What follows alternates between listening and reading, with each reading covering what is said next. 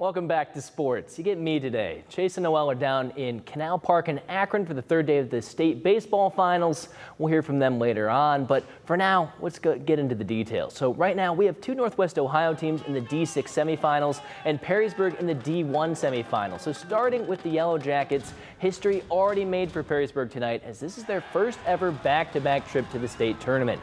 Yellow Jackets down too early, but Tyler Palmer retires the side here on a strikeout to put Perrysburg back on the offense. Perrysburg scoreless and hitless, that is until the fourth inning, when Braden Heitmeyer takes a crack at it, getting this one through to left center and cruises into second for the RBI double. Yellow Jackets now on the board. The hitting contagious this inning as Palmer sends a grounder through to right, and that'll be good for a base hit. Springboro able to leave him stranded though and stay in the lead. Perrysburg back on defense as this ball is popped up to shallow center. And Braxton Mefford calls off his teammate to make the catch and retire the side. But Perrysburg unable to put up any more runs as they fall by the final of 5-1.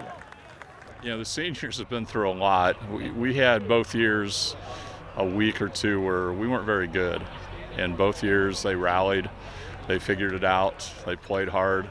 I mean, the teams we battled to get here, we had to be all on the same page, and they were. You know, we weren't blowing teams out by any stretch of the imagination, but you know, they work hard. They're good kids. I'll never die of stress. I love them dearly.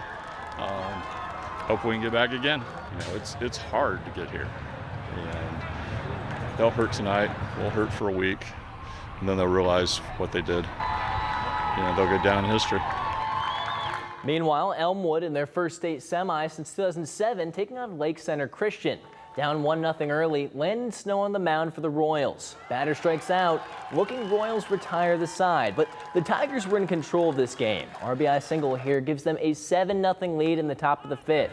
The Royals were scoreless and hitless until the bottom of the fifth. Marshall Taft drops this one into shallow right, advances Nico Allen to second. He cruises to first for the single.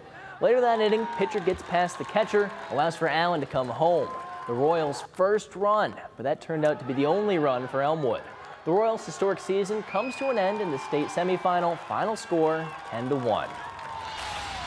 They set the standard for how things need to be done, and I think that started way before our run in this tournament. It was off-season workouts, it was summer ball, it was winter workouts. So the standard's been set, and that's one of the things we talked about with the guys is the seniors are leaving this program better than when they got here, which is all you can really ask of your group. And they just elevated our program to a spot where, you know, now we know that this is the ultimate goal to get back here, and we have a good core of young guys coming back, a few juniors that we're going to rely on for leadership, but can't say enough positive things about our seniors and everything they've set for these next groups to come. So.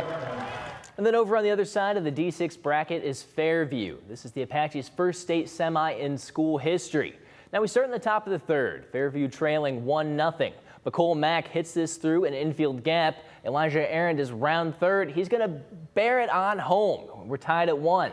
Jump ahead to the top of the seventh. Fairview trailing 4-1 now, trying to stay alive. Drayden Grinnell Dennis gets ahead of this one. Grounds through the infield. Eli Meyer comes home, and it's a 4-2 ball game. But Fairview was down to their final out. Anthony Singer puts it into play. Shallow outfield, but it's caught, and that would end it. Apaches fall in the state semifinal 4-2. Their historic season comes to an end.